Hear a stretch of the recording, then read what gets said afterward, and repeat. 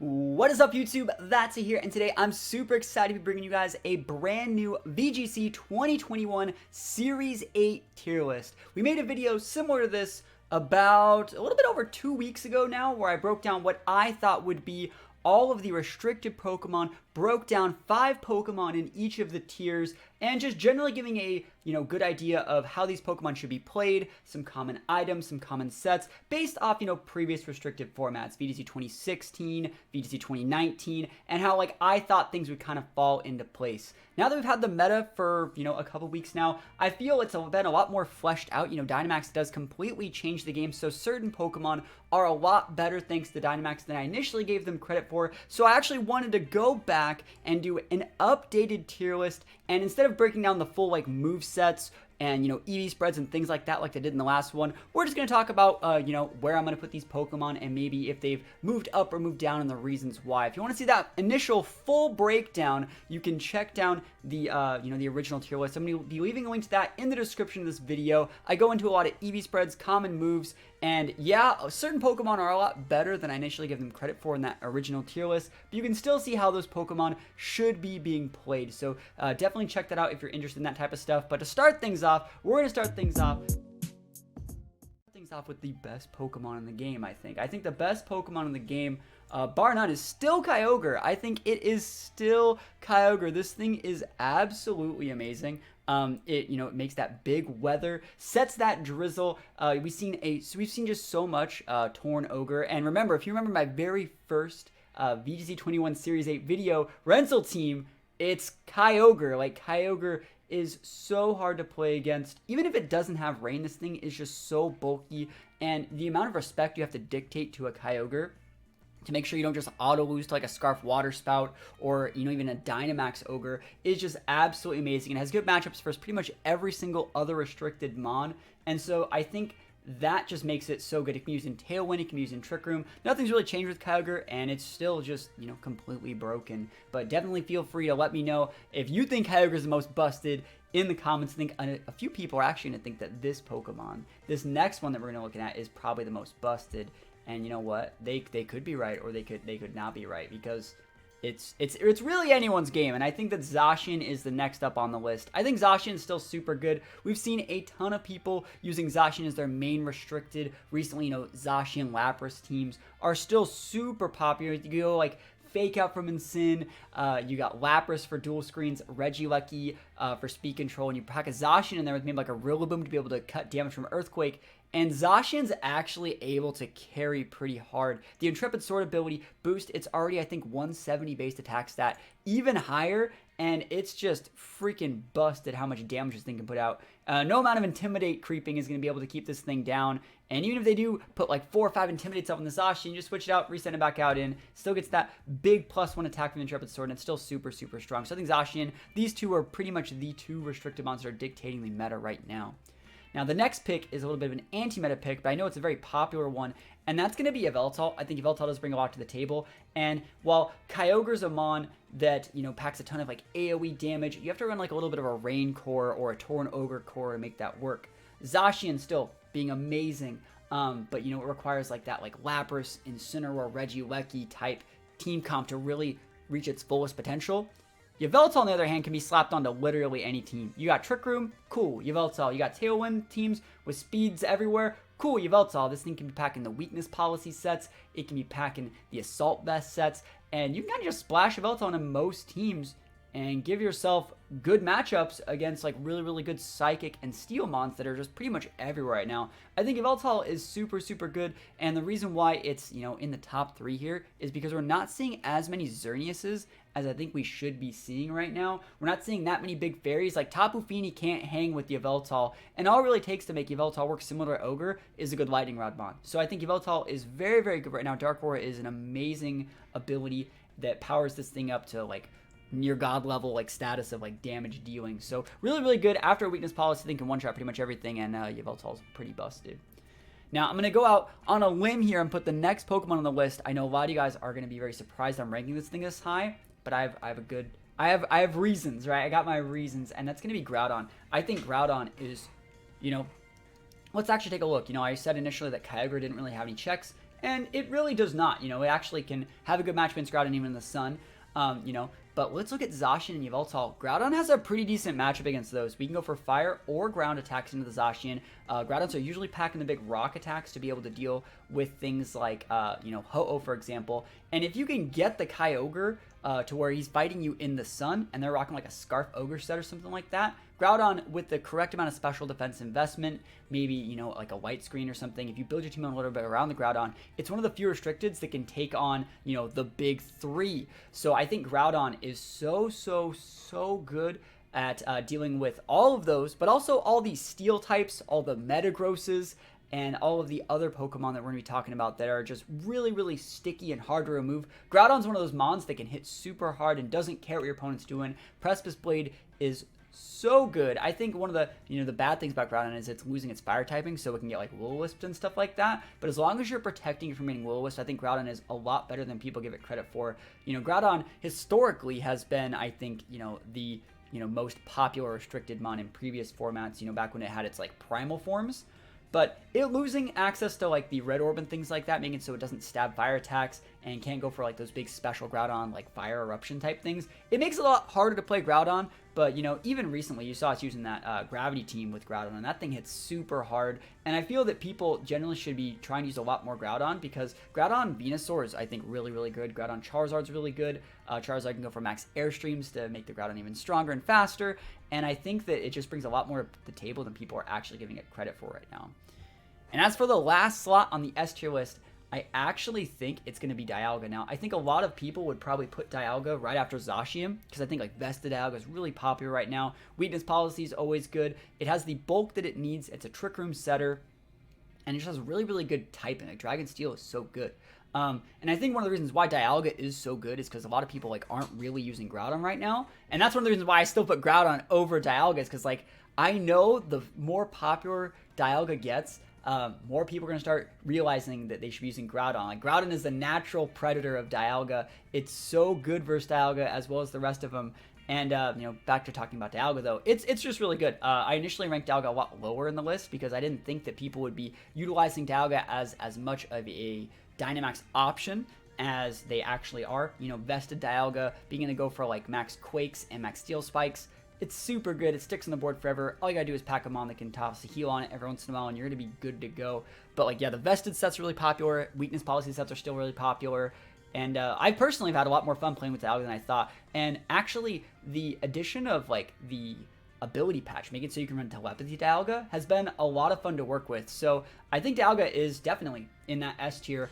It can definitely be taken advantage of by a lot of Pokemon that can give it some hard matchups. Like, you know, personally, there needs to be more Groudon in the meta, and then once there will be more Groudons, you know, the Dialga usage will tend to curb out probably around the A tier. But for right now, from what we've seen in the early onset of this meta, it's definitely Dialga in the S tier, and I definitely think it's been a surprising Pokemon for me putting it that high, but still a good one nonetheless. So going to the A tier, I really think that this Pokemon might actually be down in the B tier right now. But I have to put it at the top of the A tier because of the potential it brings. And that's actually going to be Xerneas. I think Xerneas still brings so much to the table. You know, a lot of the really cool teams that you've seen us mess with have been all Xerneas teams. We've made 3 Xerneas teams so far. They've all been absolutely a blast to play. And the thing about Xerneas, like, you can't sleep on the GOAT. Like, Xerneas can do literally anything. And I really just feel that everyone's saving their Xerneas teams for like the Players Cup. I really do feel that everyone has like their cool Zern team that they're gonna bust out of the Players Cup. Like, mark my words, you heard it here first. I'm friends with a lot of like the other high level players, and I know a lot of them are secretly building Zern teams that they're not showing on their streams. They're not showing anywhere else because they know that Zern is gonna be like the sauce. Like, I still think that like Dragapult Xerneas Colossal is like absolutely amazing, and I could have fun taking that into almost any matchup and playing it correctly. But you know, that's just one person's opinion. Hopefully you're still ranking Xerneas really high. The ability to go for like Geomancy and have Fairy Aura, it just can't be slept on. Xerneas brings way too much to the table, and I think it's still, I wish I could put it in the S tier slot, but you know, the other ones pack so much more of a punch right off the bat, and it's a little bit easier to cruise control the S tiers than it is Xerneas. But mark my words, someone's gonna find a Xerneas team that's just busted, and it's going to be impossible to check everything that exact Xerneas team brings to the table. and they're just going to be able to find a way to make the Big 6 version 2. But up next in the A tier is a Pokemon that I think I ranked it a little bit lower in the last tier list, but I think Sogo is actually pretty good. The other things you compare it to are the Zacian, right? They're both big steel types. Zacian gets a +1 attack from the Intrepid Sword. Sogo has the full metal body, which means they can't get intimidated. But Sogo has actually been pretty good. We've seen a ton of weakness policy Sogo is. It's a great Pokemon to self-policy proc because you can use it with Brutal Swing and Bulldoze, and it doesn't get that speed drop from the Bulldoze. So it's probably one of the best weakness policy restricteds to use, which, yeah, I guess I didn't give it as much credit as I could, but I've personally always thought that if you really want to run a Solgaleo, you can also just run a Metagross and save your restricted for one of anything in the S tier, and that's how I still think today. And that's saying that as someone who was one of the pioneers of using Solgaleo back in 2019. Like, I used a ton of Solgaleo. I still think Solgaleo can pack some decent, cool things using, like, safety goggles. That's personally my probably favorite set because it works from, like, redirection. It was good against Zern. Like, I'm one of the people that kind of showcased as a content creator, like, how this Pokemon should be played. And I guess I'm still not giving enough credit. But yeah, as far as weakness policy users go, I think Sogo is really, really cool. And it's one of those Pokemon that I think the fact that it gets Trick Room is really what sets it apart from Metagross. Because you can go like Sunseal Strike, like a Protect Filler move. You can get like Wide Guard. And then usually people like to go Quake, so they can go like, similar to Dialga, they go like Max Steel Spike, Max Quake. And then the access to Trick Room, in case they have a lead that is a lot faster than you, is what makes Solgaleo actually like super, super good.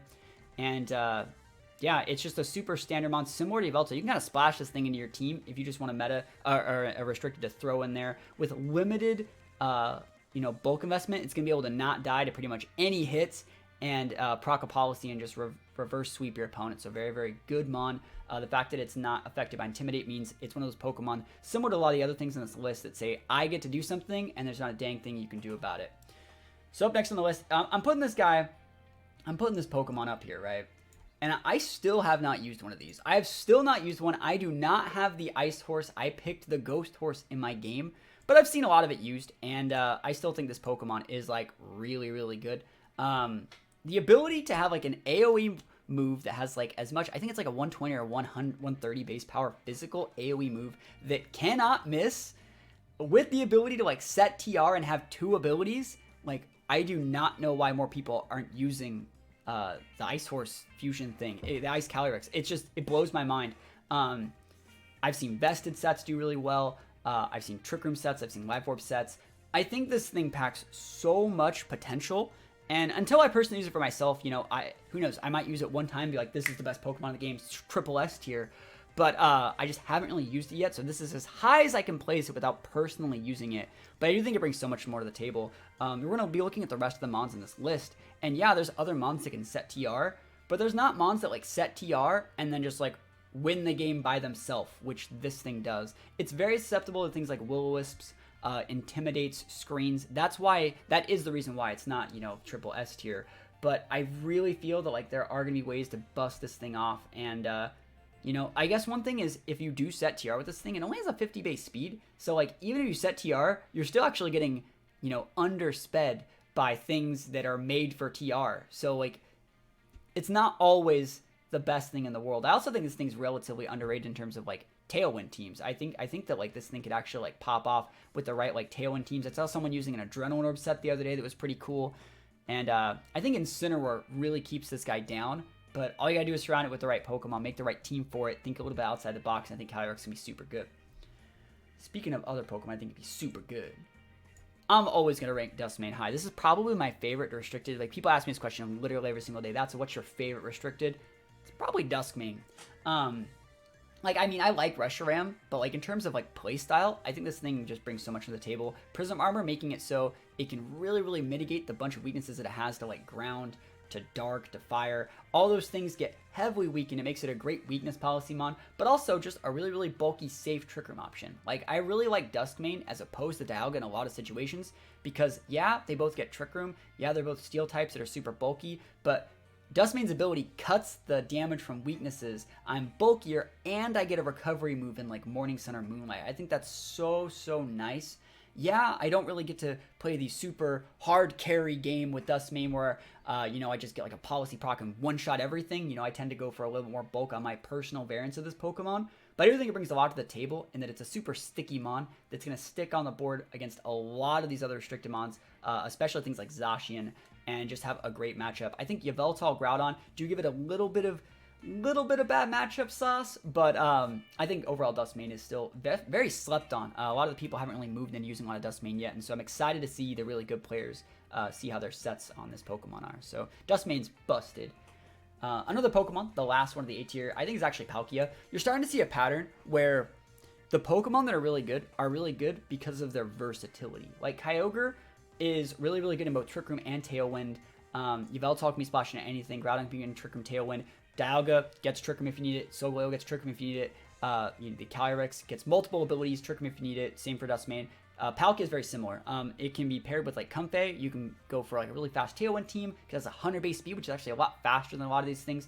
Faster than Zern, faster than Solgaleo, faster than Groudon and Kyogre, faster than Yveltal. So 100 base speed's really nice on this guy if you want to go for fast policy procs, or you can just make it a Trick Room team. It also, similar to Dialga, has its own personal item, being like there's the Adamantium Orb, and so the Adamant Orb and the Lustrous Orb or whatever. I don't really use those. I think policy items are a little bit better. But I think Palkia, the good thing that Palkia actually has going for it is because right now, people are starting to tech those Groudons and other Pokemon specifically to counter Dialgas. And Palkia doesn't have the same weaknesses as Dialga. It doesn't have weaknesses to ground, doesn't have weaknesses to fighting. Instead of Dialga being neutral to fire, so having like a worse matchup versus like Ho-Oh and things like that, like Palkia resists those into the ground. So Palkia is like actually just a different kind of Dialga that has a similar playstyle, I believe.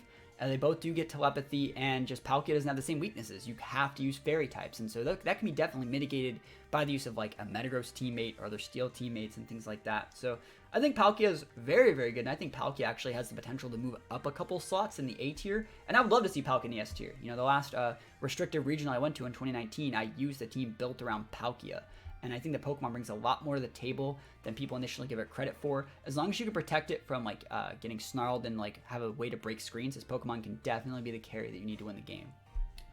So the rest of the Pokemon on this list, we're going to start to see Pokemon that like these are like the best ones. Like these 10, I think, definitely set themselves away from the rest. If you're looking for like Pokemon to build teams around that are going to be able to win you the game, like by themselves, not really by themselves, but like these will be the reasons you win. Like these are the best 10 for that.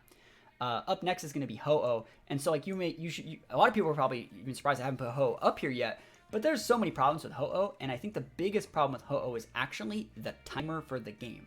I run a Discord with like 5,000 people. There's a link to it in the description of this video, and I get people saying I would have won that game with my Ho-Oh, but I got timed, and it's like, well, yeah, people time you if you play Ho-Oh, because Ho-Oh with like Regenerator and Pressure, it's literally made to play the long game and PP stall your opponent's moves and just generally make it so they can't do that much against it. Because it has a pretty good matchup against like things like Zacian, Groudon. It has a good matchup versus a lot of these top Pokemon. But like literally anyone that knows what they're doing that's playing a relatively safe team with like screens, fake outs, intimidates, they will just see your Ho-Oh, they'll pick off one of the Ho-Oh's teammates, and they'll just time you. They will literally time you from like the start of the game if they want to win. And it depends on how sweaty they want to be, but like that's what happens. And with Ho-Oh, if you want to play Ho-Oh correctly, you need to have teammates that support your Ho-Oh. So like you don't have the ability to just start one-shotting their things back. You know, you're playing a very reactionary team if you're playing Ho-Oh correctly most of the time.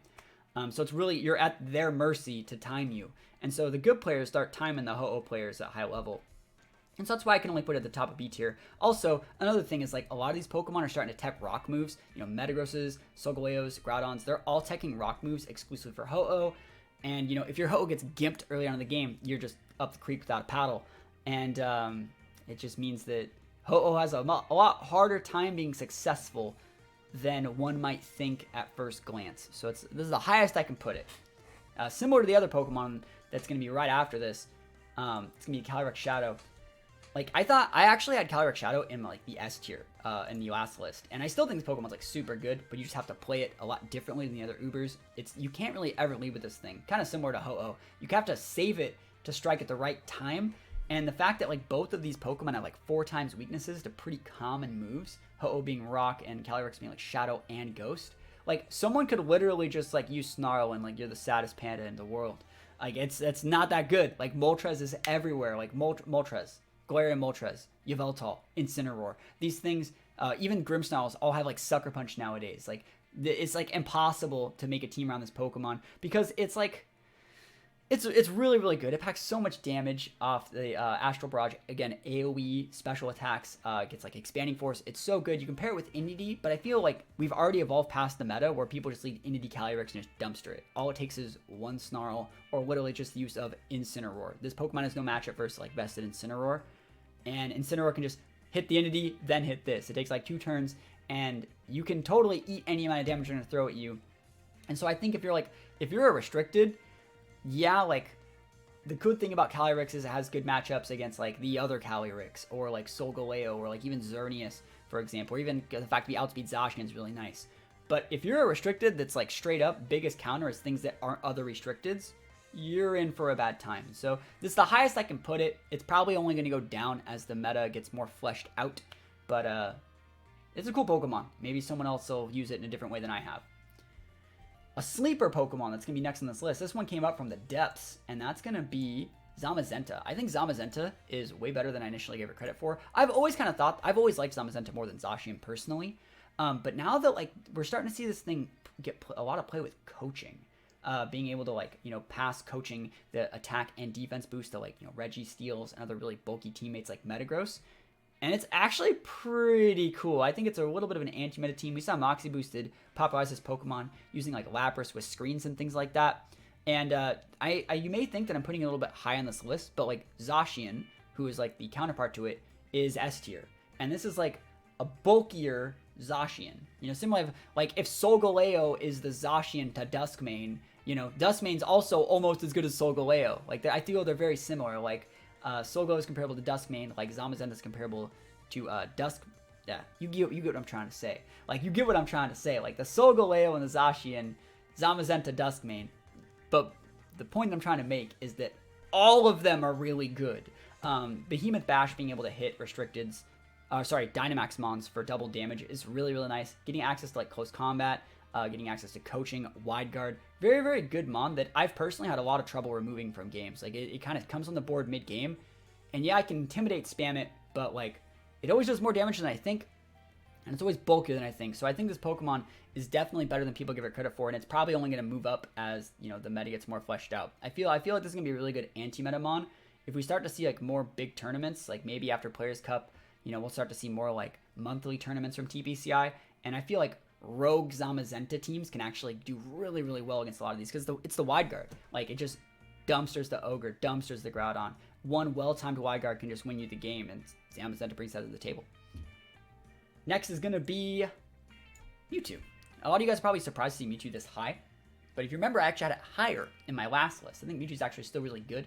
It gets Airstream, and as we start to get a little bit lower down the list, you're going to start to see certain Pokemon ranked just a little bit higher than others, because they have a big max Airstream. Mewtwo got Hurricane in this gen. It also got Expanding Force. So, like, Mewtwo's actually, like, super, super good. I would personally rather use Mewtwo Indeedee than Mewtwo Calyrex Shadow Rider, just because Mewtwo doesn't get dumpstered by, like, any Ghost Dark move. Mewtwo has a little bit more bulk than that. And then Mewtwo can set Airstream, so I think it's actually really, really good for it. Also gets access to, like, fire moves. Mewtwo's not completely walled by Incineroar. And then Mewtwo also has Unnerve, which makes it kind of very similar to the Calyrex Shadow Rider. So I think Mewtwo's still really good. I haven't busted out a Mewtwo team for myself yet in Series 8, but I did use it a lot in the Battle of Legends, which is this exact same format for the most part. So Mewtwo's still really good. I feel like Mewtwo is like the Mario of like these restricted formats, where it has a super high base stat total, but it's wasting so many points in attack that like its strengths being only 130 speed, you know, I think only 150 special attack. Those are really good, but like times have changed, old man. Like you want these new uber stats like Zacian and like all these other ones that just have like crazy numbers in like weird polarizing directions and aren't wasting any points at all. So I feel like Mewtwo just needs to get with the times a little bit, and so hopefully someone will use it soon. Up next is going to be my favorite restricted. I know I said that I really like Duskmane's playstyle, but I like the way Reshiram like looks. I think it's really cool. And it's a fire dragon. I think it's really good. So like let's look at the top of this list. It doesn't do that great versus Ogre, so you have to really protect this guy versus Ogre, but it's great versus Zacian. It's good versus Yveltal. It can be good versus Groudon. I know, hear me out here. The fact that Groudon sets the sun for you and is not a fire type, and we outspeed, well, we are usually more speed based on a Reshiram than the Groudon, means we can just big fire attacks from that guy. It's good versus Dialga. It's great versus Xerneas and Solgaleo and the Shadow Rider. So you're starting to see, like, if we can avoid the Ogres, Reshiram has the potential to be really, really good. This was a really, really popular restricted mon in the Battle of Legends tournament. I think vested sets, weakness policy sets, even life orb sets, and scarf sets. This guy just brings a lot to the table, and it's a very cool restricted to see, but I will say it's very one-dimensional. No matter what Reshiram set you see, it's gonna be, I'm gonna hit shit with these fire attacks, and I'm gonna melt them. And more often than not, you see people use like different Pokemon to do that. Like when you see a Reshiram, you know it's gonna be their Maxmon. And so the fact that it like has to be maxed to really reach its fullest potential, whereas a lot of these kind of don't, makes Reshiram a little bit lower than things in like the A tier. Because you're hearing me only say good things about it, but it's not as good as like things like Solgaleo, not as good, I personally believe, as like things like Dustmain or like Palkia. But starting up the C tier, a Pokemon I have not seen like anyone use at all, and I think it's better than people give it credit for, and that's going to be Lunala. I think Lunala is still okay. Similar to Shadow Rider, it has that 4x weakness to Ghost and Dark. But this guy has Shadow Shield, so it has like a built-in like multi-scale type ability, and so it's able to take half damage from attacks when it's at full. And so if you have ways to constantly keep it at full, get up screens, it can be really good. It gets Trick Room, it gets Moongeist Beam, it can get Expanding Force. I personally have wanted to use this Pokemon for a little bit with like a Power Herb Meteor Beam. I think it could be super cool, and I just think it's a really decent mon. I guess it kind of suffers from the same things that Xerneas suffers from, in that it's one of those restricted mons that plays really well with other restricteds. So like historically, actually, it was SpaceX, it was Xerneas and Lunala. Those two complement each other so well. Lunala, what was the other big Lunala teams? It was Lunala and like, was it like Lunala Groudon? Was that a popular team? Lunala and Yveltal was popular. Like, it's one of those ones that kind of really complements its teammates, because it takes a lot of resources to get a Lunala off the board. And so if you're trying to draw attention away from a teammate, so like when it was Lunala and Xerneas, if you want to nuke the Lunala, the Xerneas is going to set up and Xerneas is going to win the game. And if you double into the Xerneas, well, you just ignored a restricted mon Lunala and you're going to get punished for it. In a restricted format where there's only one restricted per team, there's not that much of a reason. Like, they can just hit the Lunala and ignore whatever Pokemon, even if it's a Maxmon most of the time. So it's a lot harder to play Lunala, and there's a lot of other things that are easier to use Lunala. And like, obviously we're seeing like things like Yveltal, Galarian Moltres being a new Pokemon. It makes it really hard to use Lunala, but I definitely think that there's something there. We just have to figure out as a community how to do it. And up next, this is the Pokemon that I'm going to be building around a team next, I think, and that's going to be Lugia. I think Lugia, personally, is probably one of the... It's really, really slept on. If you were to ask me the most slept on Pokemon on this list, it might be Lugia. And every single day I have to answer this question. Like, what do you think about weakness policy Lugia? And I think it's shit. I think it's so bad. If you think weakness policy Lugia is good, I've talked about it with like Dragonite before. Like, your ability is multi-scale, right? Why would you like self-policy proc your Lugia and just lose your multi-scale? Like, if I'm gonna self-policy proc with like a Sableye and I Shadow Sneak self-proc, right? Or Brutal Swing, or literally what have you, I'm taking away my multi-scale, and then they're just gonna hit me and I'm gonna die. That's not good, right? And for everyone that's saying, well, I don't self-proc, they proc it for me.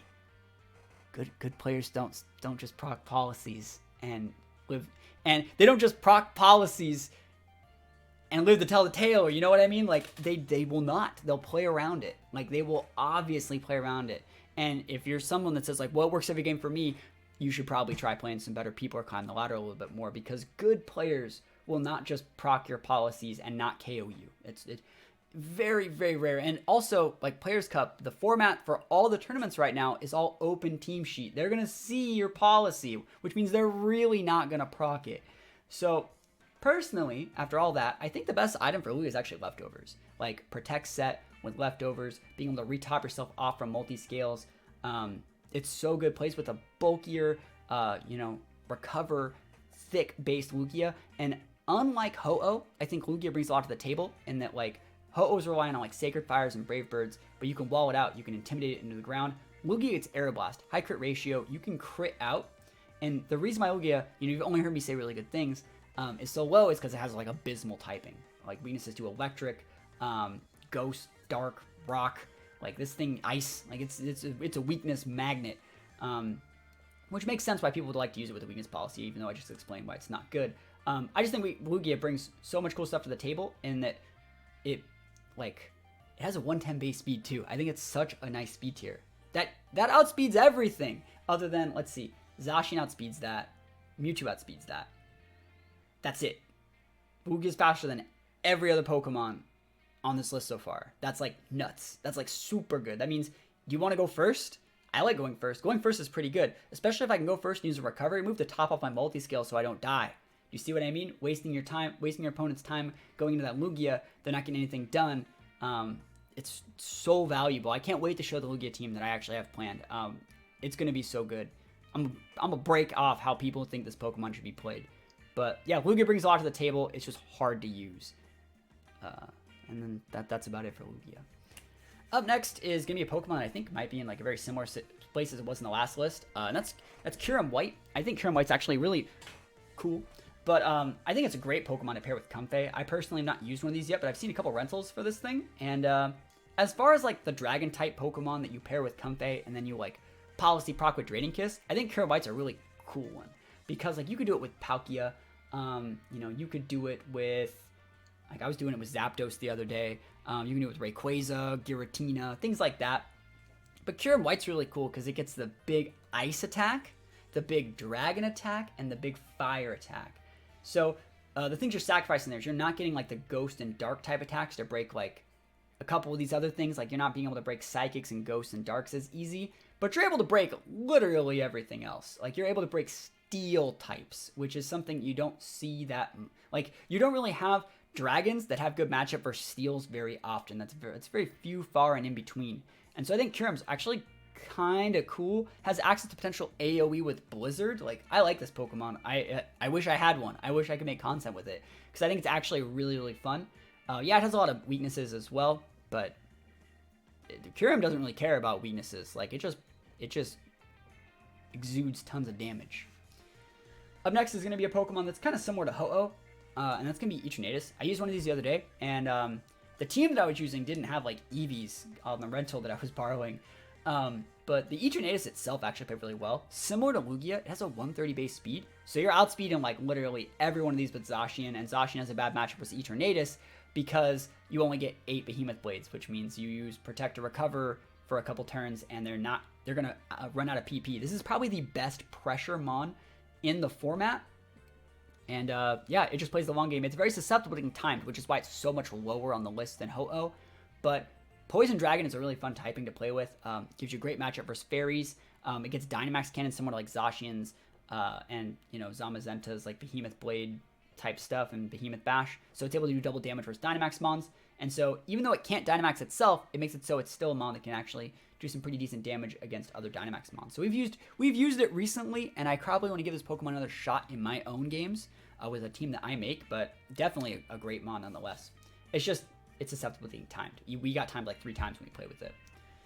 It is a little bit too reactive too, so like you're on the back foot a lot more than you want to be with that team.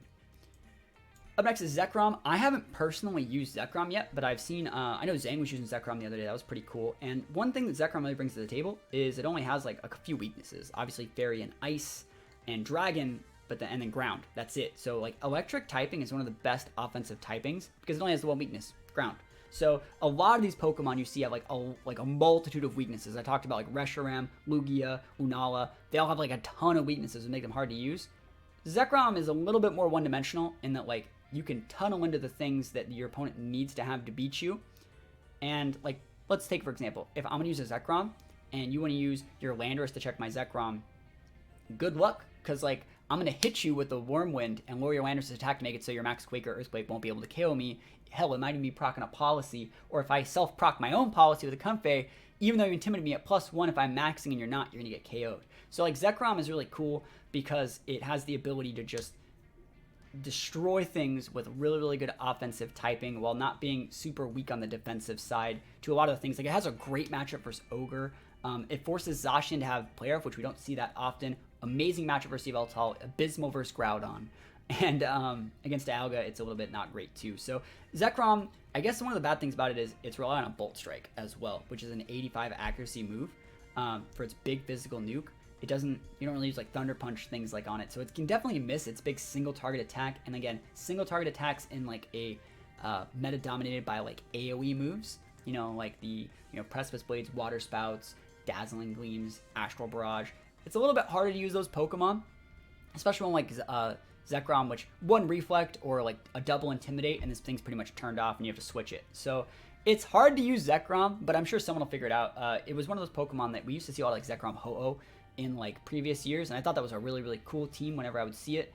And unfortunately, you can't really do that anymore. So you can't really surround it with like the Pokemon to draw attention away from it and have people maybe ignore it. They're always just going to double your Zekrom from the second it hits the board. And Zekrom, while it can be kind of bulky, it doesn't have enough bulk to still be able to OHKO things and do everything. It's just it falls short just a little bit, but I like it more than the Kieran Black option, which we'll be talking about in a little bit.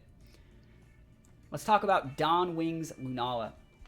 I think Domwings is better than the rest of the Pokemon on the list. After Domwings, after Zekrom really, it takes a big shift down in what is good. But like, let's compare it to Lunala. Lunala has the Shadow Shield, which means if you have to eat like a Dark Attack or like a Shadow Ball or something, you might live. That's 4 times super effective, but your ability cuts that damage in half. Domwings has the Prism Armor, but you still die. It's not like, so like the thing about Dustmain that makes it so good is it doesn't have those 4 times weaknesses. Like it can eat Shadow Balls, it can eat Dark Pulses, and you'll bulk it out. Domwings can't really do that. You still die if they max it. So like if you're fighting against the Yveltal and they use Max Darkness, guess what? You're gone. Same thing, Astral Barrage, you're donezo. And it's cool. That's actually the restricted that I chose to use in the Battle of Legends because I paired it on a Sand team. So if you're pairing, if you want to use like Lunala, but you're on like a Sandstorm team or like a Hail team, definitely go with the Domwings. But I feel like overall Pokemon is very, very underwhelming in every possible way. It feels like about as good as like a not restricted mon. It feels like about as good as like a Galarian Articuno, but without Defiant. Without competitive. So if you like using Galarian Articuno but don't like competitive, this is the Pokemon for you. And I think it's okay. It doesn't really pack enough damage. It's a little bit too reactive, a little bit too slow, a little bit too slow for most situations, but too fast for Trick Room, and that's like the only good way to play it, and there's much better Trick Room options. So after this is going to be, like I said, very big drop off from things I actually think are usable. Zygarde's up next. Zygarde's cool. You can definitely go for the big Zygarde freaking transformer thing, but I do think that like 90% of the time you're better off using Garchomp and just slapping like a Zacian or a Kyogre or any of the other Pokemon on this list on your team. Zygarde got really nerfed in the last gen in that like its Aura Break ability is just not really usable in this gen because you're not seeing that many Xerneases and you don't really need it versus Ho-Oh. They took away Extreme Speed and the Power of Construct. Like the fact that they took Swagger away from Feeny, like Feeney Zygarde was definitely usable. Like if Feeny still had Swagger, we'd probably see Zygarde at least in the C or B tier. But it's just really, really hard to make this Pokemon work. And even when you do get it to work, it's so gimmicky that like when you're in that spot where you're like set on a Zygarde, you have a healing teammate, the terrain's up, and you got your boost, and like that's cool and all, but like the amount of work you had to like play to get there, and the amount of luck that had to happen for you to be fighting a bad enough opponent to get that to happen on a consistent basis, like it just wouldn't work against good players. And I feel like for as casual as I like to like play my games and talk about for fun, I've definitely played enough formats at like a high enough level, including this format, to know that certain things are good versus all players, certain things are good versus good players, and certain things are good versus bad players. Zygarde's great versus bad players, and against good players, you got no shot. Like you're gonna be trying to climb a wall with your hands tied behind your back. That's what it feels like playing Zygarde. So I implore you guys to try it. Let me know if it works for you, but it's rough. And so we're going to be changing the Pokemon that I think was last in my list last time. I had Rayquaza. Rayquaza very similar to Zygarde. You're better off running a Garchomp just because Rayquaza is not that fast. It's only 95, which means actually it's outsped by like most of these things even when you go full speed. The reason why Rayquaza is not last though is because we actually used a Rayquaza team last week, and It has 150 base attack and special attack, which I actually want to make a special attack Rayquaza team relatively soon, just because it sucks being intimidated. But it's the stab on the airstream that I think makes Rayquaza not the worst.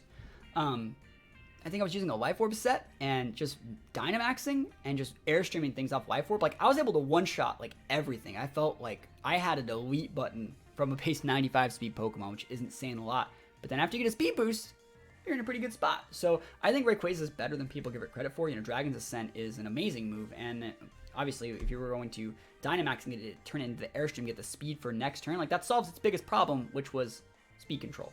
So I think Rayquaza is better than it looks. Having Airlock means it's actually pretty decent sometimes against, like, Kyogre and Groudon, because it can turn off the abilities that make those Pokemon, as good as they are. So better than I initially thought, but not much better. And I also agree Rayquaza is, like, super one-dimensional. Gets wrecked by, like, any forms of these AoE. It's like a glass cannon compared to a lot of these other Ubers. And you gotta play against bad people to win with Rayquaza, I think.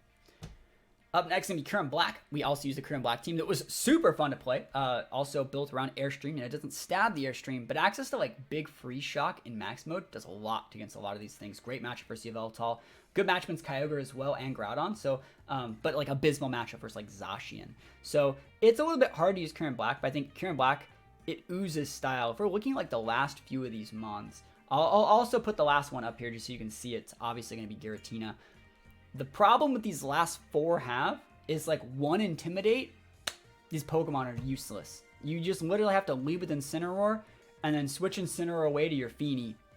These Pokemon are now relegated to being, like, worse than regular Pokemon in a format built around Restricteds. So Intimidate, Reflect really, really turns these guys off.